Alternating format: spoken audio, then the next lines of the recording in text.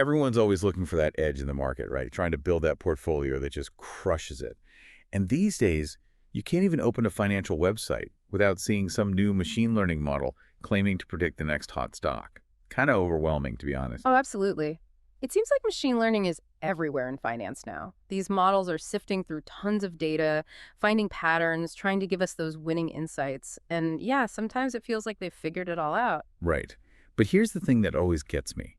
Like, those AI predictions often feel so certain, so precise. But what if all that certainty is, I don't know, kind of an illusion? What if we're missing a big chunk of the picture by not really grappling with the uncertainty that's baked into those forecasts? You hit the nail on the head there. It's that inherent uncertainty that often gets lost in the hype. And honestly, that's a huge risk for investors. If you're making decisions based solely on a single predicted return without considering how much that prediction might be off, well, you might be setting yourself up for some nasty surprises down the road. Yeah, that's what we're digging into today. We're going to explore some really cool ways to actually understand and measure that uncertainty that's lurking within these machine learning-based predictions. Thank you for tuning in to Quantopian's Quant Radio, your AI-driven podcast exploring everything related to quantitative finance.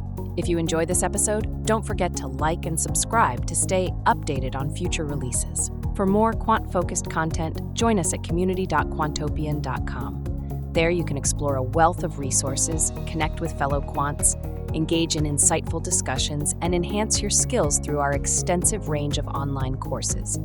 Quant Radio is intended to help people develop their knowledge and skills in quant finance. This podcast is not intended to provide investment advice. And now, back to the episode. The research we have is all about putting error bars, so to speak, on those forecasts. Exactly. The researchers use the term forecast confidence intervals, or FCIs. They've laid out a couple of smart strategies for constructing these FCIs. One leverages some really elegant mathematical approximations, closed-form solutions, as they call them.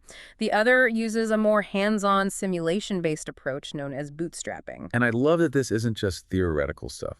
Understanding this uncertainty can have a real impact on how you and I and all our listeners actually build our portfolios. Definitely. I mean, think about it. Knowing how much confidence to put in a specific prediction could completely change how we allocate assets. Okay, so let's start with the basics. Why is all this uncertainty such a big deal for anyone trying to build a killer investment portfolio? Well, there's been a lot of solid research showing that uncertainty about future returns is a key factor in making good investment choices. You can't just focus on the point estimate. You need to know how much wiggle room there is around that number. It's like if you're planning a road trip, you'd use your navigation app. It gives you an estimated arrival time. But if you don't factor in things like traffic or unexpected road closures, you might end up being hours late.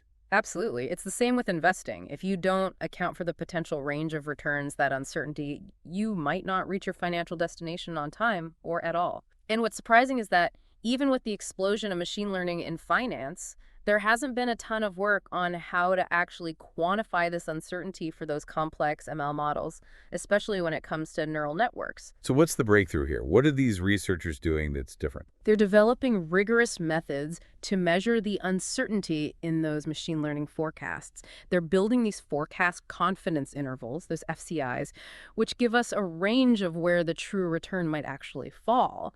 And they're demonstrating how these FCIs can be incorporated into the process of creating a portfolio.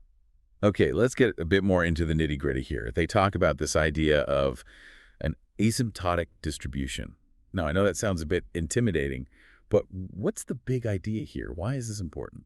It's actually a pretty elegant concept. What the researchers have found is that a lot of these machine learning forecasting methods, even these super complex neural networks, they behave statistically in a very similar way over the long run. They share the same asymptotic distribution with much simpler statistical methods, like those based on Fourier series. Wait, so you're saying that even a neural network, with all its complexity, has prediction errors that eventually, over a long period, start to look statistically like the errors from a much simpler model? Exactly, and this has a really powerful implication. We can use the well-established mathematical properties of those simpler methods to get a handle on the level uncertainty, that standard error, for even the most complex ML models. The key takeaway is that over the long term, the main source of unpredictability isn't really about the specific details of your chosen machine learning method. Okay, that's fascinating. So if it's not the type of ML model driving this long-term behavior, what is it? What's the real culprit behind all this uncertainty? The research points to something that everyone in the market feels, those big market-wide shocks that happen over time. They call them common factor shocks. It could be something like a sudden shift in interest rates, a geopolitical event, a change in economic growth, things that affect pretty much all assets at the same time. These underlying factors are always evolving, and predicting them is inherently tricky. That's why it takes longer for our predictions to get really accurate, especially compared to analyzing a data set where things aren't changing over time.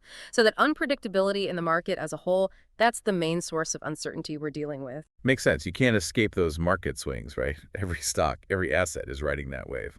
Okay, so given all this, how do these researchers actually build these forecast confidence intervals? Let's talk about that first method, the closed form ML approximation. All right, so the idea here is quite clever. We know from their Theorem 1 that complex ML models and those simpler closed-form methods, they have the same long-term statistical behavior. So we can actually use a closed-form ML method. They specifically use Fourier series in their work to estimate the forecast standard error of a much more complex model, like a neural network. So it's like using a simpler, well-understood tool to get a sense of the uncertainty coming from this really sophisticated machine learning model. Exactly. We're still using the neural network to generate the actual forecast, but when we want to figure out how much we should trust that forecast, we turn to that simpler, closed-form method to give us that estimate of the standard error. And their Theorem 2 provides the mathematical justification for using this approximation to build those forecast confidence intervals. That's pretty ingenious. Now, how about that second method, the K-step bootstrap?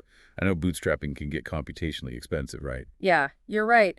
The traditional way of doing bootstrapping involves taking a bunch of samples from your data and then fully retraining your machine learning model on each of those samples. If you've got a really complex model, like a neural network with millions of parameters, well, that can take forever. Not to mention, it requires a ton of computing power. So what's the trick with the K-step approach? How do they get around that computational hurdle? The K-step bootstrap is a really clever modification. Instead of retraining the neural network from scratch each time, you start with your already trained network and then retrain it for only a small number of steps, that's the K-steps, on each of those resampled data sets. This makes the whole process way more manageable, both in terms of time and computing resources. Ah, okay, that's clever. But how do they make sure that their bootstrap captures those time-varying market shocks we were talking about earlier? That's actually crucial. The key is in how they create those resampled data sets for the bootstrap. They make sure that the random variations they introduce are consistent across all the assets at a specific point in time. That way, they're accurately mimicking the kind of uncertainty that comes from those market-wide events that hit everything at once. In contrast, those more standard bootstrap methods tend to introduce independent noise for each asset. And the results are pretty stark in Figure 1 of their paper. They show that those standard methods end up severely underestimating the true uncertainty. Theorem 3 in their work lays out the theory behind why their specific K-step bootstrap approach works so well for this situation. So they're basically building a simulation that replicates the actual sources of uncertainty we see in the market. It's pretty neat. Okay, now for the really important part. How can investors use these confidence intervals to make better decisions? The researchers focus on portfolio selection for what they call uncertainty-averse investors. What does that mean, and how does it apply to our listeners? An uncertainty-averse investor is someone who isn't just looking at the potential upside. They're also thinking carefully about the potential downside. They're taking the uncertainty of those forecasts very seriously. In a way, they're playing it a bit safer. They use a max-min approach, meaning they're trying to optimize for the worst-case scenario within that range of possible returns given by the confidence interval. So instead of going all in on the asset with the highest predicted return, they're trying to find a balance between potential gains and potential losses, right? Right, and here's where it gets really interesting. Theorem 4 in their paper links this uncertainty-averse approach to a specific statistical technique called O1 penalized regression, which is also known as lasso. What this means, practically speaking, is that when you're more cautious about those uncertain predictions, you naturally tend to build more streamlined portfolios. You're not spreading your bets as thin. So by being uncertainty averse, you end up with a more focused portfolio. That makes sense. Now, the paper also dives into a simplified scenario with just one risky asset. What's the lesson there? The single asset case provides some great intuition. It shows that if the uncertainty surrounding a single asset's return is too high, an uncertainty-averse investor might just choose to sit it out completely. They won't invest, even if the predicted return is positive. And this non-participation zone grows as the level of uncertainty increases. This is totally different from the traditional approach where generally any positive expected return, no matter how uncertain, would lead to at least some investment. That lines up with what we see in the real world, doesn't it? When markets are turbulent or there's a lot of uncertainty about a specific asset, many investors just stay on the sidelines. Exactly. And even if the expected return seems promising enough to invest, an uncertainty-averse investor will typically allocate less to that risky asset compared to someone who's not as concerned about the uncertainty. Figures 2 and 5 in their paper illustrate this really well. They show how that forecast uncertainty can have a direct impact on asset allocation. And their real-world results, presented in Table 1, are pretty interesting. They suggest that these uncertainty-averse portfolios might actually lead to better risk-adjusted returns, especially during market downturns, as you can see in Figure 4. That's a compelling argument for taking uncertainty seriously. Okay, the researchers also apply these ideas to asset selection, especially for those long-only investors like mutual funds. How do these confidence intervals help them pick winning stocks? Well, for long-only investors, the goal is to pinpoint those assets that have genuinely positive expected returns and to stay away from the losers. The FCIs we've been talking about provide a really useful framework for this. They can be used for something called multiple hypothesis testing. It's basically a way to test for each individual stock whether its predicted return is statistically greater than 0. By incorporating the FCIs, they can identify those potentially winning stocks while keeping the false discovery rate in check, using a method called Benjamin-Hochberg. This is key because when you're looking at a lot of different stocks, some might appear promising just due to random chance. So they've developed this strategy they call FCI-FDR. Can you walk us through it? The FCI-FDR strategy essentially boils down to this. They pick the K stocks with the highest predicted returns, according to their machine learning model. But here's the important part. Those returns also have to be statistically significant based on their forecast confidence intervals, after accounting for the fact that they're looking at many stocks simultaneously.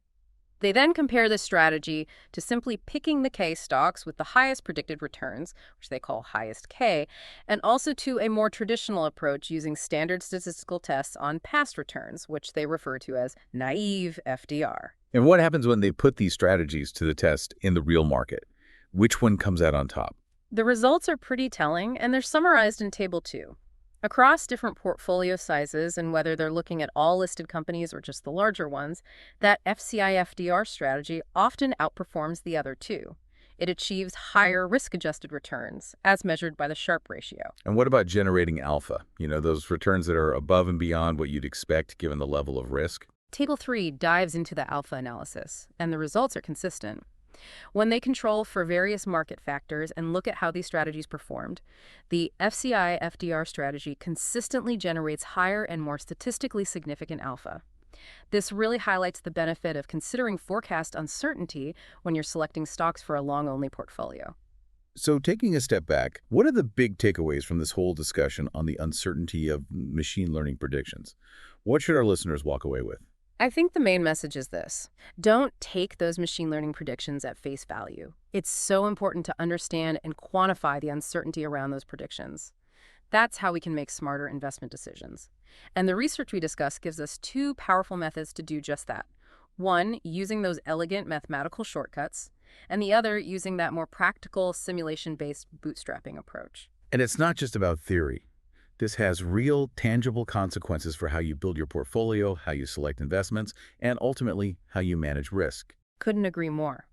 By taking forecast uncertainty into account, investors have the potential to build more resilient portfolios, achieve those better risk-adjusted returns, and make more informed choices about which assets to include in their long-only strategies. This has been a fantastic discussion. It really makes you think twice about blindly following those AI-powered predictions. So I want to leave our listeners with a question.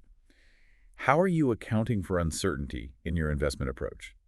Are you chasing the highest potential gains, or are you also thinking about the full spectrum of possible outcomes? And this research really opens up a lot of exciting avenues for future exploration. Imagine applying these uncertainty measures to real-time trading strategies or integrating them into other areas of finance where machine learning is becoming more and more prevalent. Understanding and managing uncertainty is a never-ending challenge in the financial world. Absolutely. Thanks to everyone for joining us on this deep dive. We'll see you next time.